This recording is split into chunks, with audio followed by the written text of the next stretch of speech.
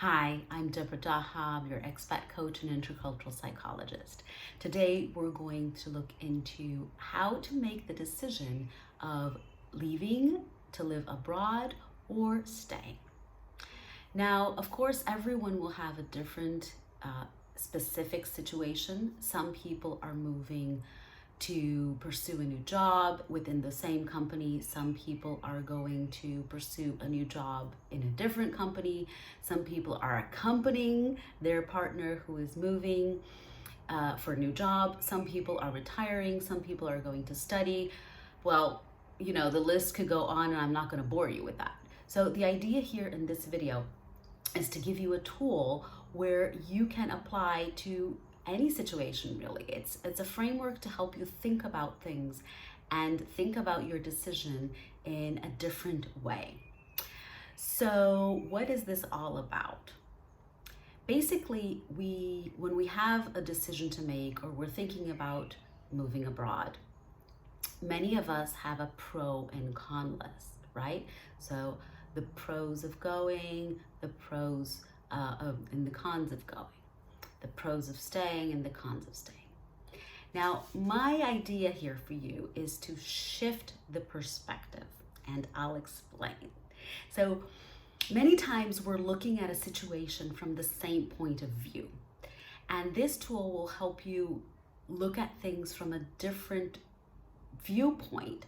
So maybe you will see different aspects to it, and it might help you organize your thoughts and think about your decision in a different way.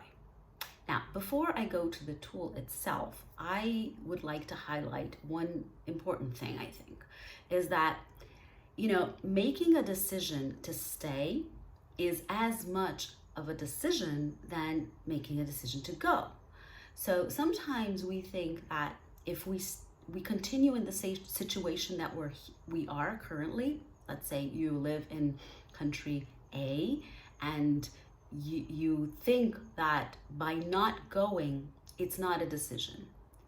It is a decision, and it should be, because only you can take control of your life. And if you, after your deliberations and your thoughts, and you say this is not the right move, or this is not the right move now, be conscious that is a decision. To stay is also a decision as much as to go. So sometimes we associate somehow that movement is associated to a decision. And if that's your case, rethink that, because staying is as a decision as going. So this is one really important point I thought it would be important to highlight, that some people sometimes fall in that trap of thinking that inertia is not a decision, and you can decide to stay in inertia. If you're not aware of it, you're not deciding, but hopefully you will be aware of it. So let's get into the tool. Now, this is what I call a pro-con list. Instead of having your typical, let's say, leaving, pros and cons, going, staying, pros and cons, what we're going to do is we're going to shift things a little bit, and you're going to have the pro list. So basically it's the pros of staying on one side of your list and the pros of going on the other side of your list. So you're comparing pros, and you might have guessed that the con list is the same thing. So on one side of your list, you're going to have the cons of staying, and on the other side of your list, you're going to have the cons of going. So in that way, you're not looking at the two movements separately. You're looking at the pros in each situation and the cons in each situation. Now, how does that help you? That helps you because you look at things in a different way. And when you change your perspective, sometimes you can change your idea, and you can rethink what you thought was set in stone. So I like to give an example that I was really struggling to solve a problem for work. I had a situation where I was like in a dilemma. And in coaching, we say if you have only two choices, it's a dilemma, it's not a choice.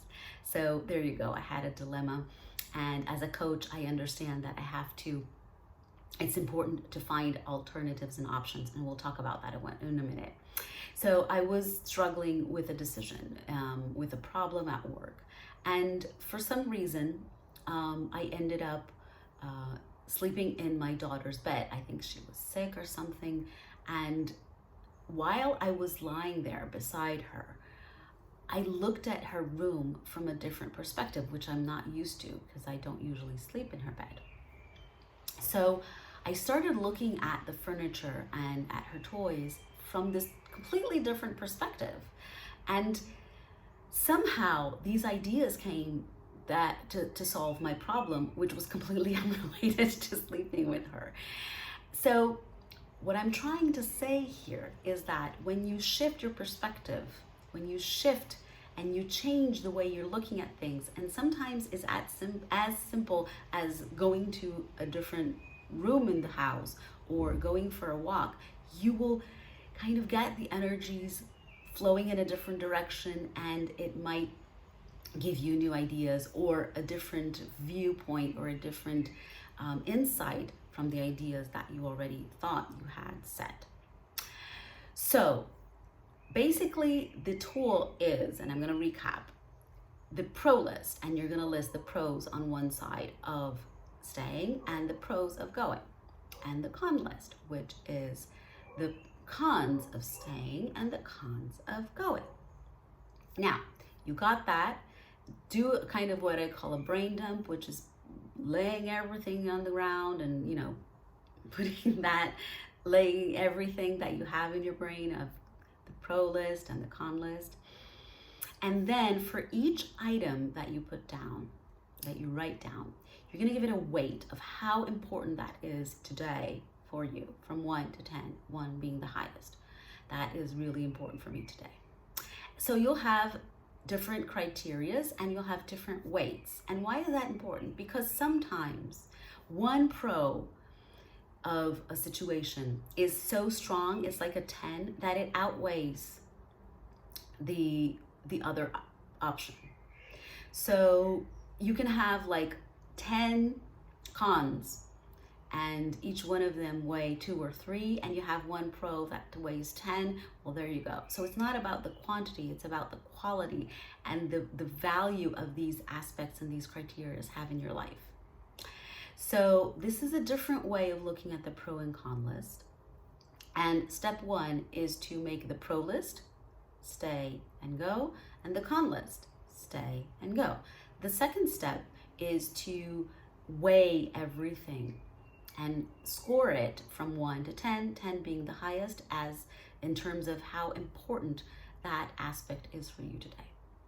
And the third step is to look at alternatives. So sometimes, I'm going to give you an example. Sometimes people cannot move abroad because they have elderly parents and they feel they need to be near them and take care of them. So, and that is like that weight, that aspect has a very high weight in going against. So it would be a con of going. And what can you do about it? How can you resolve that? Well, you can think about alternatives for care, or you can tell yourself, well, okay, I can't go now because this is so important to me and it would go against my values. However, I can start planning, and once this is solved one way or the other, this is resolved, I can go. So you have options that are not just leave or stay. There are options that are somewhere in between. They might be stay until my child graduates, stay until I can sell the house. And so you don't feel kind of cornered into making a decision, and it's not like an ultimatum basically to yourself. And the last aspect that I think is really important in this tool is to involve all family members. It's really important to get everyone's take on it because everyone will have a different pro list and con list. Now, if you haven't done this, I suggest you do this exercise if this is something that is in your timeline, thinking about going and you're kind of on the fence for some reason. And before you decide, sleep on it, and sleep on it a lot. So this is it might take many iterations of this exercise to finally get an answer that you're at peace with, you and anyone involved in the decision.